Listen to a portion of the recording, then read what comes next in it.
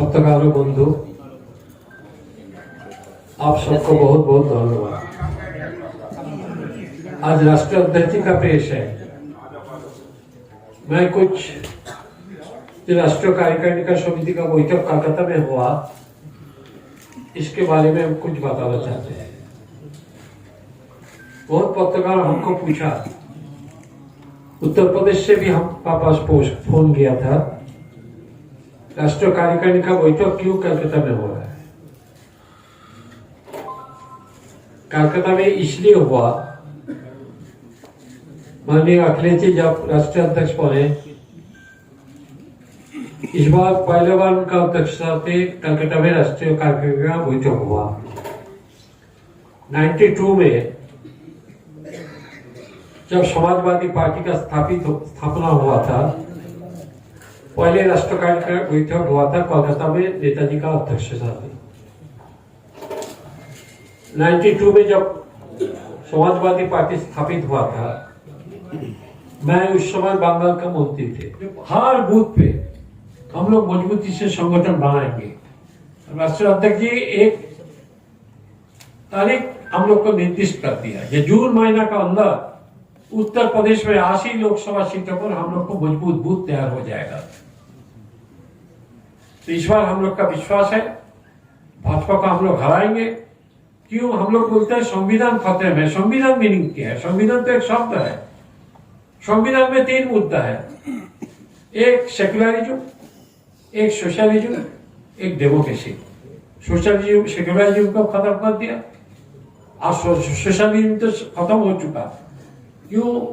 उत्तर प्रदेश का मुख्यमंत्री योगी खुद ही बोला, अरे सोशलिज्म क्या होता है, सोशलिज्म का मीनिंग क्या है। जो संविधान का हाथ पे लेके शपथ लेता है, जो संविधान में प्रियम्बल में सोशलिज्म शब्द है, पूरा सोशलिज्म क्या होता है। तो सेक्युलरिज्म सोशलिज्म को हटाया, केवल पांच डेमोक्रेसी। क्यों? अभी भी चुनाव होता है, वो चाहते हैं डेमोक्रेसी को खत्म करने के लिए। 2024 इसलिए हम लोग के पास एक चैलेंज है, ये लोकतंत्र को बचाने के लिए संविधान। देश में, प्रदेश में आप देखेंगे एनवायरमेंट पे और वाइल्ड लाइफ पे अलग अलग मुद्दे उठ रहे हैं। बेजुबान लोगों को बचाने वालों को प्रताड़ित किया जा रहा है। तो मैं याद दिलाना चाहूंगा कि किस तरीके से एनवायरमेंट के हमारे जो कमिटमेंट्स हैं, एक बहुत भारी संख्या में पेड़ों के लगाने की संख्या, लाखों सैकड़ों करोड़ पेड़ उत्तर प्रदेश में लगाए जाने की बात कही गई, जिसके लिए न तो कभी कोई पैसा दिया गया, न कोई बजट दिया गया, न कोई रिसोर्स एलोकेशन किया गया, और क्लेम कर दिया गया कि लाखों करोड़ों बजट पर पेड़ लगाए गए हैं। आप याद करेंगे, अगर इसी के मुकाबले समाजवादी सरकार में जब हमारे राष्ट्रीय अध्यक्ष माननीय उत्तर प्रदेश के मुख्यमंत्री थे, तब हम लोगों ने एनवायरमेंट पे बहुत ही कंसोलिडेटेड लेवल पे काम किया था। पेड़ों के लगाने पे, उस पे बजट दे करके, उसकी मॉनिटरिंग करके, आप सभी लोग उसमें आमंत्रित थे। मुझे याद है जिस दिन Guinness book of world record बन रहा था, माननीय मुख्यमंत्री जी स्वयं उपस्थित थे, उसमें आप सबके लिए खुला हुआ था वो दरवाजा कि आप आके देखें कहां कितने पेड़ लग रहे हैं। एक एक पेड़ जियो टैग था। आज भी आप उसको मॉनिटर कर सकते। उत्तर प्रदेश के हर जिले में लगाए गए थे पेड़, लेकिन आज किसी को ये नहीं पता लगता कहां लगे। जिस तरीके से सड़कों का बजट गायब हो गया, जो गड्ढे वाला मुक्त करने का था, उसी तरह पेड़ गायब हो गए हैं। पक्षियों को जो लोग बचा रहे हैं, उनको प्रताड़ित किया जा रहा है। आप याद करिए, उत्तर प्रदेश में एक ऐतिहासिक काम किया था जब आपकी सरकार थी, आप माननीय मुख्यमंत्री थे, कि यूके का बर्ड फेयर, जो कि दुनिया का सबसे प्रेस्टिजियस बर्ड फेयर है, दुनिया में उससे बड़ा बर्ड फेयर नहीं होता। सारे ऑर्निथोलॉजिस्ट पूरी दुनिया के हर हिस्से से वहां इकट्ठे होते हैं। उसके चेयरमैन थे टिम एपल्टन। हम लोगों ने उनको अप्रोच किया और उत्तर प्रदेश ने यूके का बर्ड फेयर स्पॉन्सर किया था, क्योंकि हम सीखना चाहते हैं। क्योंकि बात बर्ड्स पे खत्म हुई है, हमारे साथ आरिफ खड़े हैं, और आरिफ ने एक बहुत अच्छा काम किया कि घायल सारस को समय पर उठाया, उसकी जो सेवा कर सकते थे की, उसका इलाज कराया और उसको जिंदा बचा लिया। भारत उस दौरान सारस उनका मित्र बन गया और उनके साथ एक मित्रता का व्यवहार उन्होंने किया। ये बात जब मैंने सोशल मीडिया पर देखी, अखबारों में पढ़ा और मेरी पार्टी के संगठन के लोगों ने जब बात रखी, तो मेरी इच्छा हुई कि जाकर के मैं आरिफ और सारस से मिलूं जाकर। मैं जब वहां गया हूं, बीजेपी के बड़े बड़े नेताओं को पता नहीं कहां से घबराहट हो आ गई। आरिफ तो वोट दे सकता है मुझे, सारस तो नहीं देगा वोट मुझे। आरिफ से दुश्मनी हो सकती है आपकी, और मैं ये कहूं कि आरिफ से क्यों दुश्मनी आपकी। और अगर मुख्यमंत्री जी की तस्वीर किसी जानवर के साथ, किसी के अपने प्रिय के साथ इतनी लोकप्रिय नहीं होती है, तो उसकी तकलीफ उन्हें क्यों है इस बात की, उन्हें परेशानी क्यों है इस बात की।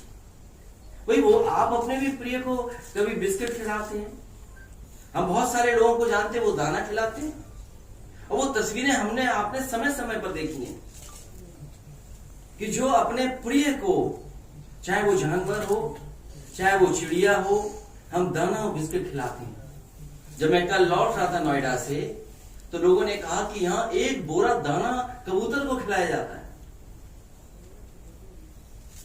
मैं जिस घर में रहता हूं पंडारा में, मेरे छत पर मोर नाचता है, और अगर आप कहो तो मैं उसका वीडियो, उसकी तस्वीर दिखा सकता हूं। जब कभी भी मोर वहां आता है, मोर छत पर जाकर के नाचता है, हमें भी अच्छा लगता है, और कोई होगा उसको अच्छा लगता है। और उसके लिए मैंने बाकायदा दाने रखे हुए हैं, और क्या दाना रखना है, चना रखा हुआ है। आपको याद होगा मुख्यमंत्री आवास में, समाजवादी सरकार में एक मोर आ गया था, और मैंने उस समय अधिकारियों से कहा कि मोर आ तो गया, अब जा नहीं पाएगा। मैंने उसको इतना अच्छा खाना खिलाया, इतना अच्छा दाना दिया कि मोर वही मुख्यमंत्री आवास में रहता था। मैंने एक तस्वीर, सड़क पर हाथी चल रहा था एक्सप्रेस वे, उसकी तस्वीर ट्वीट कर दी। कानून है कि आप हाथी नहीं रख सकते हैं, उसका सुप्रीम कोर्ट की गाइडलाइंस है कि आप किसी को नहीं रख सकते हैं, और समय समय पर सरकार ने लाइसेंस भी कैंसिल किए हैं, और जिनके पास अगर हाथी था तो उन्हें वापस सरकार को करना पड़ा। मैं ये जानना चाहता हूं कि अगर आप जान बचाने वाले इंसान को आप धारा लगा करके डराना चाहते हो, आरिफ को आप डराना चाहते हो, यही वन विभाग के अधिकारी उस समय कहां थे तब जो 2019 में एक महावत की हाथी ने हत्या की। महावत की हत्या हुई हाथी से, क्योंकि मुख्यमंत्री जी का वो पड़ोसी था, उनकी स्वजाति का था, इसलिए वन विभाग सो गया, वन विभाग ने कोई कार्रवाई नहीं की। उसके बाद अभी 2023 में उसी हाथी ने 3 लोगों की जान ले ली। सरकार पैसा दे रही है, सोचिए आप,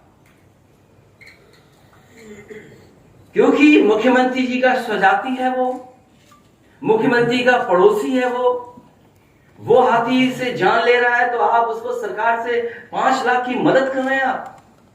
मैं जानना चाहता हूं विभाग के लोग कहां हैं, और दबी जुबान में ये विभाग के लोग हमें भी समझाने की कोशिश करते हैं।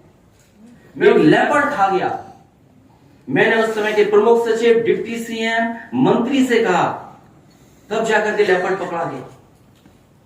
बताओ किसकी जिम्मेदारी थी? अगर 50 डियर वहां खा गए एंटीलोप, आपने क्या कार्रवाई की? और फिर अगर आप इस तरह कार्रवाई करेंगे कि क्योंकि वो हम देख करके आ गए सारस, तो याद रखना आप भी अपने घर में कोई पालतू नहीं रख सकते। उस समय आएगा, समय बदलेगा, तो आप चीजों को नहीं पाल पाओगे, क्योंकि अगर कानून सारस के लिए है तो कानून और जानवरों के लिए भी है। आपने क्या कार्रवाई की बड़े बड़े शहरों में, जिन्होंने कुत्तों ने किसी आम आदमी को खा लिया? सड़कों पे जो सांड मर रहे हैं, सांड जान ले रहे हैं, क्या कार्रवाई कर रहे हो आप? दुर्भाग्य हमारा उत्तर प्रदेश का। बताओ, मुख्यमंत्री जी ट्वीट कर रहे हैं, कह रहे हैं हम रोबोटिक का प्लांट लगाएंगे। अरे मुख्यमंत्री, आप सांड नहीं पकड़ पा रहे हो, क्या रोबोटिक का प्लांट लगाओगे आप? और हर दिन आपके अखबारों के माध्यम से मैं पढ़ रहा हूं कि एक किसी व्यक्ति की जान जा रही है, एक्सीडेंट हो रहा है। कोई दिन नहीं बचता जिस दिन सांड की वजह से जान न जा रही हो। आप किसको झूठा सपने दिखा रहे हो?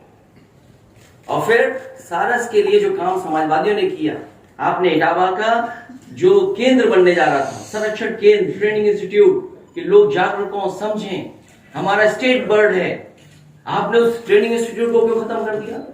संरक्षण केंद्र को किसने खत्म किया जो इटावा में बनने जा रहा था? क्योंकि उस इलाके में इटावा, मैनपुरी, एटा, कानपुर जहां सबसे ज्यादा सारस हैं, सबसे ज्यादा नंबर्स हैं वहां पर।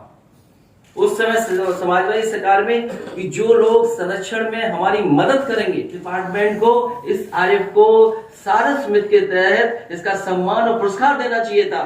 मेरी समाजवादी सरकार होती तो ऐसे नौजवान को हम आगे बढ़ाते और सम्मान दे करके और सबके सामने समाज के लाते। और आप तो एलडीए से एक डॉग पार्क बना रहे थे, उसका तो टेंडर भी निकल गया था। मैंने ट्वीट कर दिया, वो टेंडर कैंसिल कर दिया। कैसे हैं आप? और देखिए क्या ट्वीट कर रहे हैं, देश का सबसे बड़ा रोबोटिक प्लांट उत्तर प्रदेश के अंदर स्थापित होगा। मैं बधाई देता हूं मुख्यमंत्री जी को और सरकार को कि 6 साल पूरे होने पे अपनी छठी मनवाने पर, सरकार की छठी मनाई उन्होंने, उस पर बधाई देता हूं मैं उन्हें। कम से कम ये बता दो कि रोबोटिक जब बनकर के रोबोट निकलेगा तो वो कौन से वस्त्र पहन के निकलेगा, क्या कपड़े पहन के निकलेगा? जहां हाथों पे काम नहीं, नौकरी नहीं, रोजगार नहीं, जहां आप बात स्वदेशी की करते थे, आप जहां नौकरी रोजगार देने की बात करते थे, वहां रोबोटिक प्लांट लगाए। किसको आप गुमराह कर रहे हैं? किसको गुमराह कर रहे हैं रोबोटिक प्लांट? और मैं तो पत्रकार साथियों से जानना चाहता हूं, बताओ आपकी जगह रोबोटिक बैठ जाएंगे तो समाजवादी लोग किससे बात करेंगे? अरे कौन मुस्कुराएगा? रॉबर्ट बैठा दियाएंगे, चैनल इसके रॉबर्ट बैठूंगे। हम भी अध्यक्ष जी से कहेंगे रॉबर्ट भेज दो, वही प्रेस कराएगा। भाई जब रॉबर्ट खरीदे जाएंगे तो भाई हम भी तो खरीदेंगे। भाई ये तो है नहीं कि रॉबर्ट प्लांट बना है, रॉबर्ट बन रहे हैं तो केवल सरकार के लिए तो ठीक रहेगा। हम लोग पीछे से बात करते रहेंगे एक दूसरे से। किसको गुमराह कर रहे हैं बताओ? जब इन्हें हिसाब किताब देना चाहिए था 2 सरकारों का, दिल्ली और लखनऊ का। हम ये बात मानते हैं, ये हिसाब किताब है, जनता में इसलिए बात कही जा रही है अच्छी क्योंकि वोट चाहिए आपको। 24 का चुनाव आपके करीब है, इसलिए आप सपने दिखा रहे हो कि उत्तर प्रदेश में उत्सव मन रहे हैं। क्या उत्सव मन रहा है उत्तर प्रदेश में? जिन मंत्रियों पे आरोप 1 साल, क्योंकि आप मैनेजमेंट में माहिर हैं, कई ऐसे मंत्री जिन पर सजा की है, और फिर सदन में जो लोग झूठ बोलते हो, आप ही जो उत्सव मनाने की बात कर रहे हैं, कम से कम ये बताइए कि on the floor of house ये बात कही गई कि नीति आयोग ने उत्तर प्रदेश को कहां खड़ा किया है, किस जगह आप खड़े हैं। आपने सस्टेनेबल गोल्स को अचीव करने के लिए रात भर जगाया, लोगों को, अधिकारियों को जगाया, विधानसभा चलाई। आप सस्टेनेबल गोल्स पे कहां पहुंचे हैं? आप हेल्थ सेक्टर में कहां पहुंचे हैं? आप और शिक्षा के क्षेत्र में कहां पहुंचे हैं? और सोचिए हमारा आपका शिक्षा क्षेत्र जो सबसे महत्वपूर्ण है, जो आने वाली जनरेशन फेस करेगी, सबसे क्रिटिकल मोड पर बैठ खड़े हैं हम लोग। सबसे नाजुक स्थिति में पहुंच गया है हमारा शिक्षा का विभाग। कहां की नई परंपरा आई है कि आप हिम्मत नहीं जुटा सकते सस्पेंड करने की, कार्रवाई करने की। जिस संस्था के पास पावर नहीं है वो कार्रवाई कर रही संस्था, उस स्थान से कार्रवाई हो रही। और एक वाइस चांसलर को बचाने के लिए क्या नहीं हो रहा? सोचिए शिक्षा का स्तर ये। और ये तस्वीरें मीठी मीठी आती हैं, ये तस्वीरें समझौते की तस्वीरें हैं कि आज हम उनसे मिलने आ रहे, वो हमसे मिलने आ रहे हैं। और फिर 75 जनपदों में एक मेडिकल कॉलेज जरूर होगा। अरे किसने मना किया? गोरखपुर का जो मेडिकल कॉलेज के अंदर बच्चों के लिए सुपर स्पेशलिटी हॉस्पिटल बन रहा था, 14 स्टोरी बिल्डिंग थी, इन्होंने काट के 10 स्टोरी कर दी। जो मुख्यमंत्री अपने ही क्षेत्र का विकास रोकते हो। 14 स्टोरी बिल्डिंग बननी थी, सुपर स्पेशलिटी बच्चों के अस्पताल की। चलना न चलना वो दूर, 14 फ्लोर की थी, 10 फ्लोर की पहुंचा दी। सैफई का अगर ऊंचा अस्पताल बन रहा था, नीचे कर दिया, हमें कोई दिक्कत नहीं। ये नई तरह की चीज हो रही है कि बिल्डिंग अगर बड़ी है इसको काट दो, छोटी कर दो। और तभी तो बजट नहीं खर्च हो रहा। आपका स्वास्थ्य विभाग क्या बजट खर्च किया? आप स्वास्थ्य विभाग का बजट नहीं खर्च कर पा रहे। और जो मेडिकल कॉलेज हैं, क्या उनमें professor, assistant professor, associate professor की पूरी है संख्या? जो स्टाफ आपको जरूरी है वो है क्या? मुझे याद है मैंने on the floor of house का जो वित्त मंत्री थे उनके मेडिकल कॉलेज की मैंने स्थिति बताई कि जो मेडिकल कॉलेज आपका शाहजहांपुर में है, जिसका सबसे पहले शिलान्यास समाजवादी सरकार में और उस समय के जो स्वास्थ्य मंत्री थे वो नड्डा जी थे, हम लोगों ने उसका शिलान्यास किया था। पहला मेडिकल कॉलेज जो सेंट्रल स्टेट के दोनों साथ मिलकर बनना था। आज आप उसकी स्थिति देख लीजिए, आप देख लीजिए, इमरजेंसी में ले आइए यहाँ पर किसी मरीज को, अगर न रेफर कर दिया जाए मरीज तो बताइए, पता लगेगा कि कितने चीनी मिल अभी भी बकाया नहीं दे रही हैं।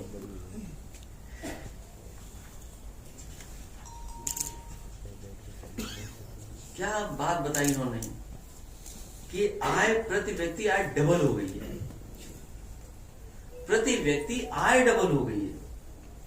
पता नहीं कौन सा इकोनॉमिस्ट बैठा हुआ है, कौन अर्थशास्त्री है, कौन विभाग के अधिकारी हैं जो ये बता रहे हैं कि प्रति व्यक्ति आय दोगुनी हो गई।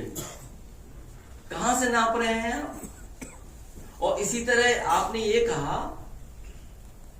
कि जो हमारी ग्रोथ रेट है बजट स्पीच में 16.9% है, वो दिखाइए जरा स्क्रीन पे हो तो। वित्त हमारे मंत्री जी ने कहा कि 16 पॉइंट इतनी हमारी ग्रोथ रेट है। जो ये सरकार झुकाए हो तो बता दो हमें। हवाई पट्टी बढ़ा दी, हवाई जहाज उतर गया। जैसे हम किसी के पास चले जाए उस पर अन्याय हो जाता है, उसी तरीके से जहां हम उतरना चाहे हवाई पट्टी पर, बोले मेंटेनेंस पे है। मैं आजमगढ़ में कई बार पूछता था कि मैं उतरना चाहता हूं, कब हमें मौका देंगे? बोले अभी मेंटेनेंस में है। हमने कितने वर्ष चलेगा? बोला 6 महीने चलेगा। तो जब मैंने 6 महीने बाद पूछा कि मैं इसमें फिर उतरना चाहता हूं, तो बोले रनवे का वो फ्रिक्शन चेक हो रहा है, वो फ्रिक्शन थोड़ा गड़बड़ हो गया है। तो आप सोचिए, मैं मुरादाबाद उतरना चाहता था, बोला हवाई पट्टी अभी काम चल रहा है उसमें। तो जितनी हवाई पट्टी समाजवादी सरकार में बनी वो भी आज तक नहीं पूरी की। मुरादाबाद का हवाई अड्डा, हवाई पट्टी नेताजी ने बनाया, एक्सटेंशन हम लोगों ने दिया।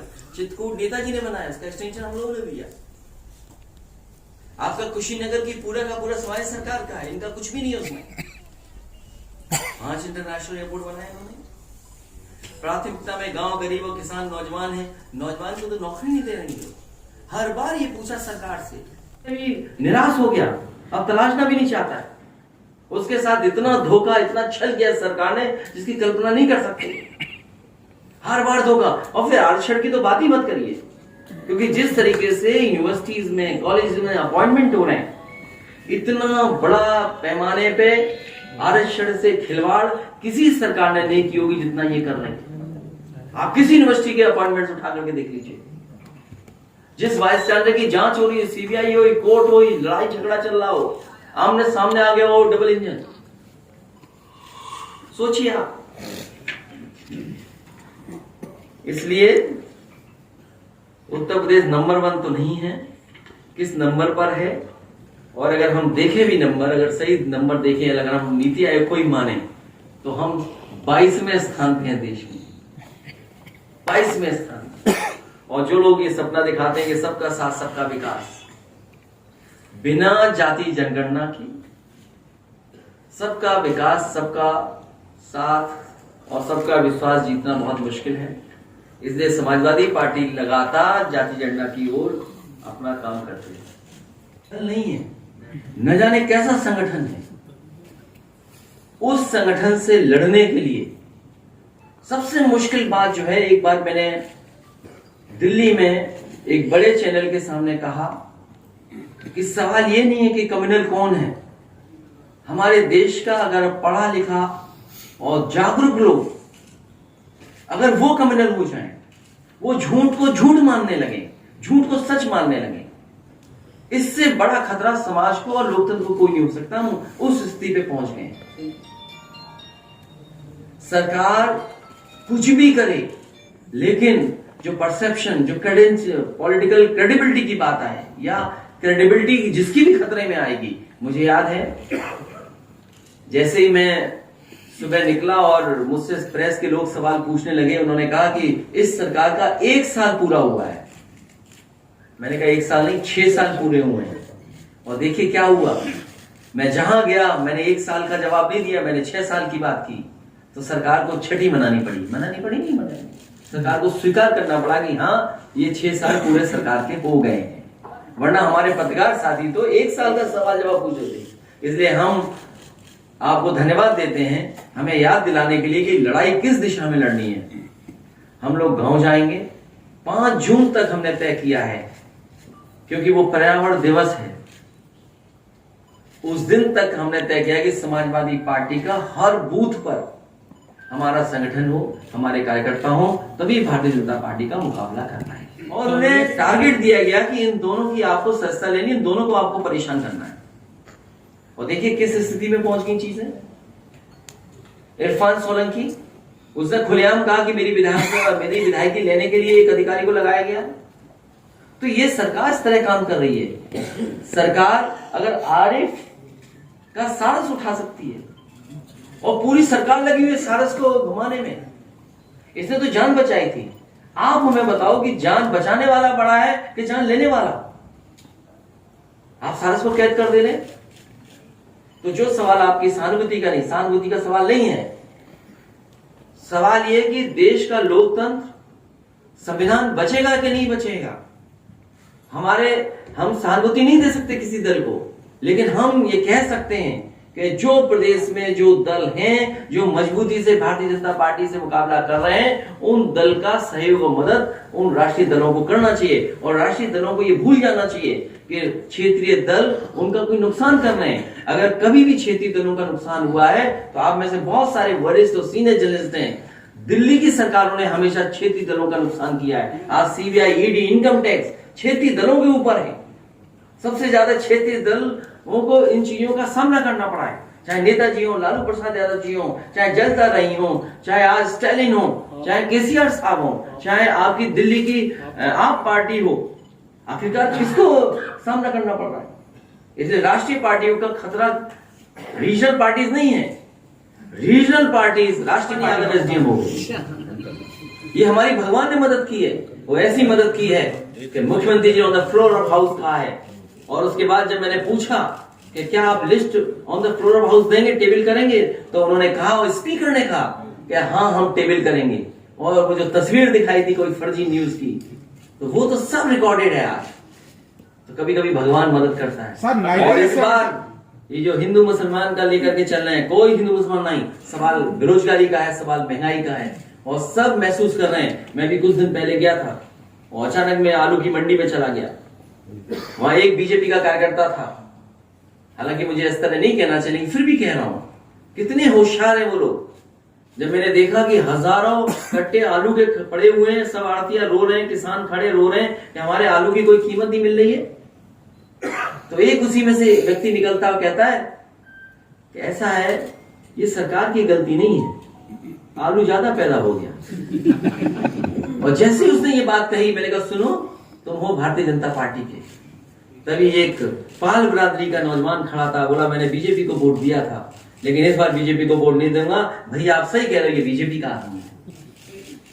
तो सोचिए, आलू से पहचान लिया लोग, तो सोच नहीं, आलू से पहचाना नहीं। देखिए क्या चमत्कारी है। अरे आलू अपना सरकार क्या करे आलू? अरे भाई आपने बजट में 1000 करोड़ रुपए क्यों रखा, और आपने अपने घोषणा पत्र में क्यों लिखा? और उसी समय मैंने उनके सामने कहा कि हटा दो मुख्यमंत्री जी को और हम आलू खरीद के दिखा देंगे आलू कैसे खरीदा है। अच्छा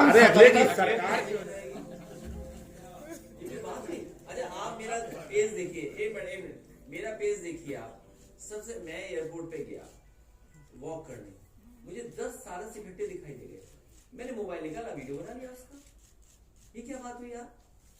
आजकल हर आदमी कैमरामैन है, हर आदमी लाइव कर सकता है। तो जो अच्छा लगता है वो हम रिकॉर्ड करते हैं, वो रील का रूप लीजिए या हम अपने प्लेटफॉर्म पे डालते हैं। तो हम दिखाना चाहते हैं ना हमारी क्रिएटिविटी क्या है।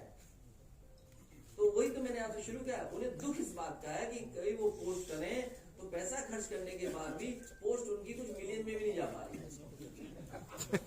हम लोग बिना पैसा खर्च किए अगर कोई बात पोस्ट कर दें तो मिलियन में जा रही है। ये है दुख उन्हें। और आप बताइए, हमने सारा 2 दिन बाद मेरी सदस्यता चली गई थी। सुप्रीम कोर्ट ने मुझे 27 जनवरी को बरी कर दिया है। आज तक मेरी सदस्यता वापस लो।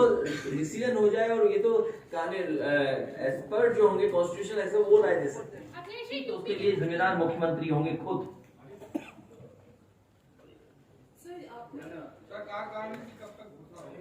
वो तो हम कर देंगे, आप बस इंतजार करो। 24 का रिजल्ट अच्छा है, आप हमारी मदद करो।